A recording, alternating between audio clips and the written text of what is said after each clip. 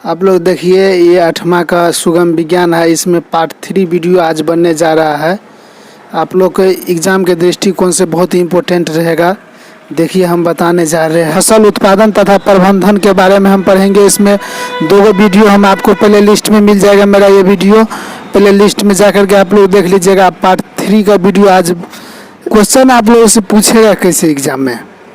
हर एक जगह एग्ज़ाम में पूछा जाता है। कंपटीशन का एग्ज़ाम में हो, चाहे आपको 6, 7, 8 में है, 9th में, 10th में, यही क्वेश्चन बार बार रिपीट होते रहता है।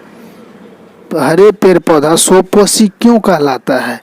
तो हरे पेड़ पौधा सोपोषी इसलिए कहलाता है क्योंकि वो अपना भोजन स्वयं बना लेता है।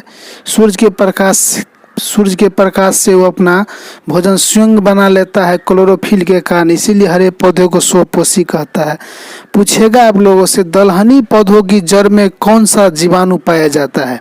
दलहनी पौधों की जड़ में कौन सा, या फलीदार पौधों की जड़ों में कौन सा जीवाणु पाया जाता है? जीवाणु जड़ों में राइजोबियम नामक जीवाणु पाया जाता है। दलहनी पौधों की जड़ों में राइजोबियम नामक जीवाणु पाया जाता है। हमें पुनः रोपण विधि से किन फसलों को लगाया जाता है? पुनः रोपण विधि से किन फसलों को लगाया जाता है? धान, टमाटर, प्याज, बैगन, मिर्च। धान, टमाटर, प्याज, बैगन, मिर्च। अगर धान को एक जगह से रोप करके पहले इसको बिया गिराया जाता है, फिर इसको उखाड़ करके दूसरे जगह फिर से लगाया जाता है, उसी प्रकार प्याज का भी बिया गिराया जाता है, मिर्च का भी बीज को गिराया जाता है खेत में छोटा सा कियारी बना के, फिर उसको उखाड़ के दूसरे जगह लगाया जाता है पौधा को। तो ये पुनः रोपण का एग्जाम्पल हो गया। धान, बैगन, मिर्च, प्याज, ये सब क्या हो गया? पुनः रोपण के द्वारा इसको लगाया जाता है। यानी फिर से उसको एक बार रोप लेंगे, एक बार बीज डाल देंगे, फिर उसको उखाड़ के दूसरे जगह लगाएंगे, दूसरे जगह फिर से उस पौधा को लगाएंगे, तो उसको हम पुनः रोपण कहेंगे। आप लोग से पीड़कनाशी किसे कहते हैं? कीट पीड़क को नष्ट करने वाले रसायन को पीड़कनाशी कहते हैं। कीट पीड़क को नष्ट करने वाले रसायन को पीड़कनाशी कहते हैं। पीड़कनाशी का एग्जाम्पल हो गया आपको नीम का पत्ता हो जाएगा। ये पीड़कनाशी का एग्जाम्पल हो गया। किया जाता है कल्टीवेटर का यूज क्यों किया जाता है? श्रम, खेतों की जुताई, श्रम तथा समय की बचत। खेतों की जुताई के लिए कल्टीवेटर का उपयोग किया जाता है। किन्हीं 3 दलहनी फसलों के नाम लिखे। मूंग हो जाएगा, उड़द हो जाएगा, मसूर हो जाएगा। दाल में जितना प्रकार का, तो सभी दाल आपको जो है ये क्या हो जाएगा? दलहनी फसल हो जाएगा। तो 3 से अधिक भी आप लोग लिख सकते हैं दलहनी फसल का नाम। आपसे खरीफ फसल को किस ऋतु में लगाया जाता है? तो आपसे खरीफ फसल को किस ऋतु में लगाया जाता है? तो वर्षा ऋतु में। जब आपसे पूछेगा रबी फसल को किस ऋतु में लगाया जाता है, तो रबी फसल को जो है आपको शीत ऋतु में लगाया जाता है। रबी फसल को शीत ऋतु में लगाया जाता है। फल तथा सब्जियों का भंडारण जो है सड़ने लगता है, या कोई भी फल गर्मी महीना का समय या फल और सड़ने लगेगा, तो उसको सुरक्षित रखने के लिए कहाँ पे उसको डाला जाता है? तो शीतागार या कोल्ड स्टोर में। शीतागार हिंदी में हुआ और कोल्ड स्टोरेज इंग्लिश हो गया। तो कोल्ड स्टोरेज में रखने से वो क्या होता है? फल जो है सड़ने से बच जाता है, खराब होने से।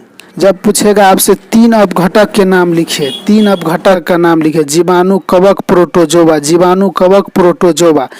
3 अपघटक। अनाज के दाने को पौधों से अलग करने की प्रक्रिया थ्रेसिंग या दौनी कहलाता है। नमी की मात्रा, अनाज के भंडारण के लिए अनाज में नमी की मात्रा 14% से कम होनी चाहिए। अनाज में 16 से 18% तक उसमें नमी की मात्रा रहता है।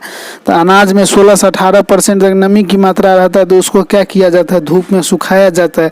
कभी कभी उसमें धूप में अगर किसी अनाज को नहीं सुखाया जाता तो उसमें नमी की मात्रा रह जाता है, जिससे अनाज पे सूक्ष्म जीव, कवक, ये सब क्या करता है? प्रतिक्रिया करने लगता है और उसको खराब कर देता है, सड़ाने लगता है। इसीलिए उसमें नमी की मात्रा अनाज में 14% से कम रहना चाहिए। 14% से। खरपतवार का उदाहरण हो गया चौलाई, बथुआ, खट्टा बूटी। चौलाई, बथुआ, कटेला, खट्टी बूटी। चौलाई, बथुआ, कटेला, खट्टी बूटी खरपतवार का उदाहरण हो गया। पार्थेनियस। गाजर घास को ही पार्थेनियस कहते हैं। गाजर घास को ही हम लोग क्या कहते हैं? पार्थेनियस कहते हैं। जितना समुचित मात्रा में यूज होना चाहिए उतना ही मात्रा में यूज करने के लिए हम लोग छिड़काव तंत्र या ड्रिप तंत्र का उपयोग करते हैं। छिड़काव तंत्र यह है, जैसे कहीं असमतल जगह पे पानी अगर नहीं पहुंचता है, पानी की बर्बादी हो जाता है, तो वहाँ पे छिड़काव तंत्र या ड्रिप तंत्र का उपयोग असमतल जगह पे अधिकतर ज़्यादा किया जाता है। हमारे देश में अनाजों के भंडारण की व्यवस्था को FCI food corporation of India, food corporation of भारतीय खाद्य निगम कहा जाता है।